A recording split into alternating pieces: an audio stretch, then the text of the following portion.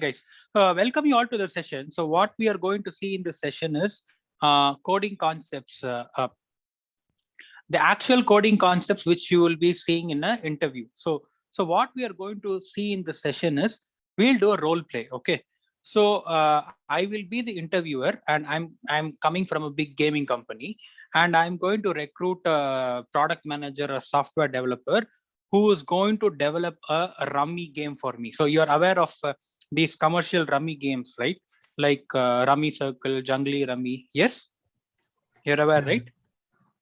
Yeah. Yes, So sir. like that, we are going to develop a rummy game which is called Rummy, Chemical Engineering Rummy. Fine. Sounds fun.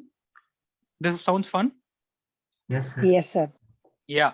So in the next couple of hours, so we are going to, of course, this session is just half an hour, but in the next couple of hours, we are going to actually simulate this interview question. So the interview question is thrown at you. You're sitting before the interviewer, and he's throwing the problem at you that you have to develop the software or a bot or AI enabled bot which will play rummy against a human. Fine, that's what you're going to do, and you have to see how exactly you're going to approach this problem. And I'm going to teach you some core concepts like how you can approach any technical question. I have an approach here, and then how to break it into problems, small problems, chunks, and how to convert actually any card game like rummy into a mathematical problem. So what you may also get is, have you heard of this thing called game theory being applied to casinos, and where they play blackjack and poker? And so suppose if you're good in mathematics, you can apply probability and permutation combination and increase your chance of victory. You have heard of all these things? Yes, sir. Somewhat. Yes. So probably we are going to see how we can do that for a game of rummy, and probably you can take away some of the secrets and apply and probably win some money. Sounds fun. Yes, sir. Okay, fine. So let's continue. So suppose if you are thrown this question, what will be the first thing which will come to your mind? Let's say, since it's a smaller session, I'm straight away going to jump into the approach. So my approach is very simple. It's called the FASO approach. P H A S O. So you're able to see what I'm writing in the screen, right? There is no lag. Yes, sir. We are able. Yeah. No lag. No lag. And my audio is also clear, right? Yes, sir. Okay. P stands for problem statement. Okay, you have to define your problem statement. So your requirement is very clear that you have to write a software program for a bot which will play rummy. That's the requirement. And H is called hypothesis. Hypothesis, plural. So this is all the information you think you have to solve the problem. Okay, this is like a big bag of information. You can put anything into your bag which you think could help you solve the problem. Okay. And the third thing is approach or algorithm. So this is approach, APPROACH, or the actual algorithm. So algorithm is the actual step-by-step process of actually solving the question. Okay, this is the key. Remember that this is not the actual code. This is the step-by-step process of actually breaking the whole problem into solvable chunks before you even start writing the code. So S is the solution or solve. So wherein you'll actually start writing the code. In this session, we will try to attempt it to write it as a pseudo code. Okay. Any of you have idea of what a pseudo code is? Any idea of what a pseudo code is? Yes, sir. Not exactly in the programming language, but understandable and convertible to other language. Exactly. Yeah, that's right. So we will write it in the form of a pseudocode where it is agnostic to any particular language. You're okay to write in your own language. If you're comfortable in C++, Python, that's great. But otherwise, we'll try to write it in the pseudocode. This is not very important. The important part is this. Okay. And the last thing is optimize. Optimize. O stands for optimize. or in software development world or the algorithm world, it's called the big O. Okay, in the actual session I will actually have a separate explanation of what the big O is. Does any of you know what big O stands for in Like terms of algorithms? Higher limit of Yeah, the time required to run the pseudocode or correct. Before that, even before you arrive at the limit, is it only time or what? Time and something. space. Space, exactly. So this is time complexity and space complexity. Okay, so time complexity and space complexity, there's a math to it.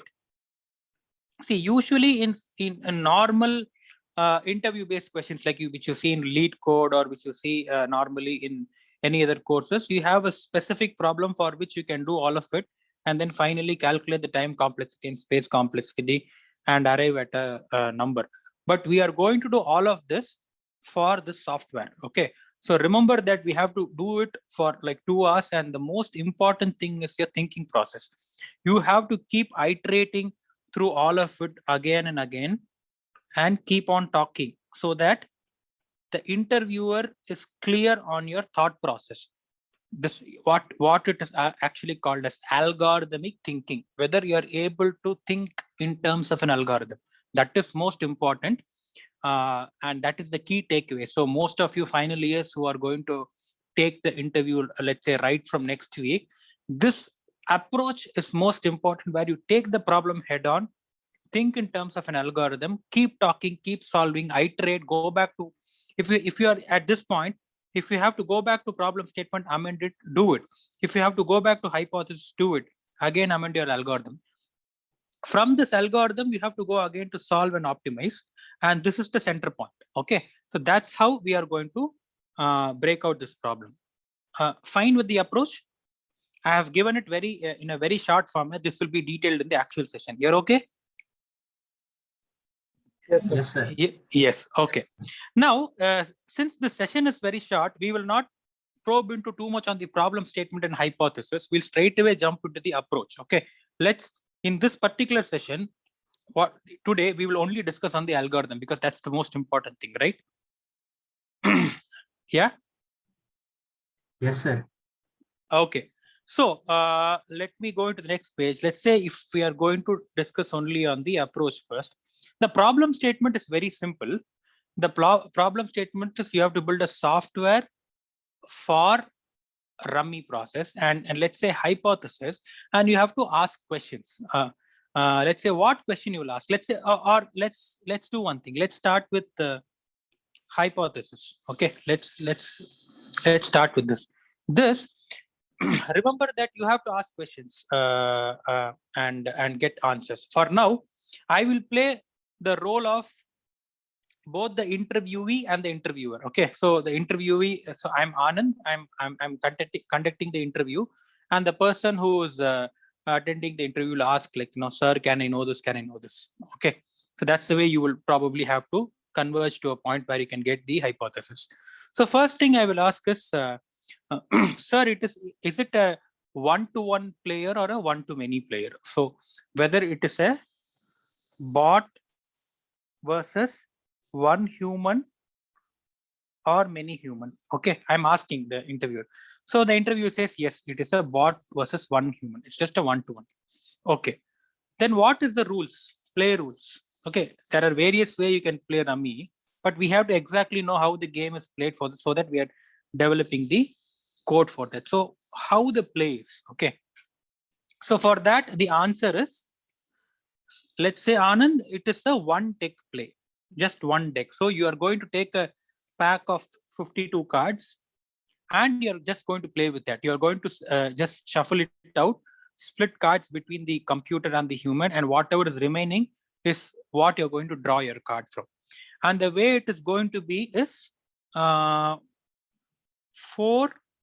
plus 3 plus 1. Okay, I don't know, I think most of you are aware of how a basic Rummy game is played, right?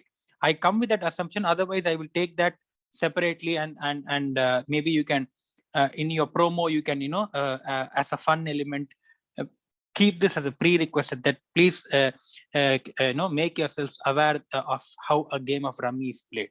But in this group, are you guys aware of how rummy is played? Basic game. Yes? I'm not that sure, sir. No problem. Any of you are aware? Anybody? Yes, sir. Yes, sir. I'm aware. Who's that? Who's that? Shashank, sir. Can you Shashank, explain? Shashank, can you explain? Yes, sir. Just 1 minute summary of how a game of rummy is played for your friends. Yeah, based on the number of players, we divide the deck into equal number of cards between the players. Okay. Then the players have to complete sets of 3 or 4 cards, either in the order of number in the same on the same color. I mean, the same kind of card, that is hearts or spade, or in that sense, or the same number in different in different colors. Got it. So I will 3 or 4 cards. Okay. So to put it very clearly, so what the play is that in this particular play, there's just one deck, 52 cards. And what you have to do is a player will be declared win where he has a set of 4 cards plus 3 cards. These 4 cards has to be in a sequence. Okay, any sequence from ace to 3 to, you at least you know the deck, right? Playing card deck, ace to 10, and then jack, queen, and king. That much you're aware, right? All of you? Yes, sir. Yes? Okay. So it has to be in a sequence of the same house. Okay. Sequence is sequence of numbers, and house can be spade, clubs, hearts, or diamond. Okay. Of the same house. That's one thing. And this 3 either can be a sequence that's optional, or it can be the same number of any house. Okay. It can be a 444, 333, 555, 3 kings, 3 queens, 3 jacks, anything. Okay. Plus there will be one card which will be called as a show card. Okay. Suppose if you arrive at the sequence, the moment you arrive at the sequence, you will drop this card and then show your sequence. That's why it's called a show card. And if the sequence, this entire sequence 4 plus 3 matches this criteria, then you win. Otherwise, you have to repeat your card. Suppose you have to see whether you have to drop this card, pick another card, and then put it in this card, this set or this set, and arrive at the sequence as soon as you can to arrive at a victory. Got it? This is the game. You're clear with the play, right? Yes, sir. Yeah. Okay. So this probably you can circulate, so recirculate to the registrants that, or you can even use it as a promotion that please make yourselves aware of how to play a game of rummy. This will be interesting. And, forthcoming attraction in the workshop. Okay. Sounds fun, right? Yes, sir. Yeah. Oh, okay. So now we will go into approach. Fine. Now, how do you think we can break the problem mathematically? Okay. Let's say the winning set is defined as the most converged set. Converged set. So the converged set is very simple. Okay. You have 4 cards here. 1, 2, 3, 4. And you have 3 cards here. 1, 2, 3. And you have a show card here, which is X. Fine. Now the converged set is very simple. This is in sequence. Okay. This is either in sequence or same number. And this is the odd man out. So the moment the draw is done, so out of 52 cards, and we are keeping the joker out. Okay. I'm also asking whether joker is included. Joker is not included. So you can't use joker in any of this series to show that you have arrived at the sequence. That's not possible. So technically speaking, you have how many cards? you have ace to 10, which is 10 plus 3. So you have 13 cards, 1, 2, 13, and you have 4 houses. So how many cards you have total? 52. Am I right? Yes, sir. So out of that, player gets 8 cards and the bot gets 8 cards. 16 are gone. So 52 minus 16 is 42. Minus 6 is 36. You have 36 cards, out of which you can keep drawing X. Okay, you can draw X, see whether it has to, it can be put in any of this sequence, or drop the card and then repeat the sequence. So immediately, if this is the converge set, you can drop the card as a show card and declare that you have won. That's the converge set. Agreed? You're aware. If you're able to get this piece, then it's fine. Got it? Yes. Okay, that's the most converged set. Now we have to define the most diverged set. And the problem, this problem mathematically is a convergence problem. All of you are aware of the concept of convergence, right? Being chemical engineers. Yes? Yes, sir. Yeah. Okay, sometimes I will ask the obvious, don't mistake me, because just to be sure that you are with me. Most diverged set, because see, though it is a game of rummy, there's a lot of mathematics in it. That's the most important thing, and that's why that's what I want to teach. And then, you know, that's the key takeaway of how you can totally change the way you are speaking in an interview itself. Okay, most diverged set to 1 second. So the problem is to most converged set. So you have defined the most converged set. How would you define the most diverged set?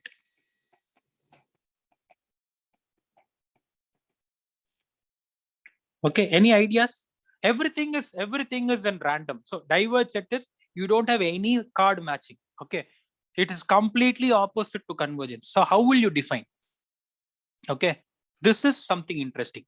How will you define the mathematics of it? Any ideas? I will give you the mathematical form of the converged set. Okay, let's say the converged set is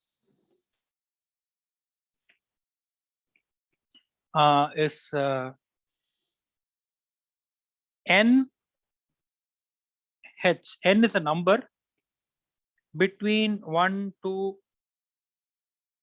13. Okay, let's say even jack, queen, and king are numbers 11, 12, and 13, and h is either spade, club, hearts, dice. Let's, for simplicity, keep it A, B, C, D. A, B, C, D. 4 houses, 13 numbers. Okay. Now it falls in sequence. This n falls in an arithmetic progression, and that's a sequence which all of which is A or B or C or D. And then the other 3 cards are of the same number. We don't have to worry about sequencing that. If you are having the same number, because you have to converge quickly. So your focus should be that how soon you're arriving at the converge set of the same number. That's all. So how will you define this? Is it n plus 1, n plus 2, n plus 3, h, or something else? Thoughts?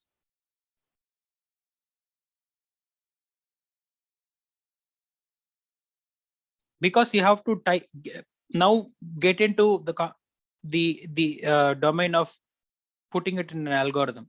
Any thoughts?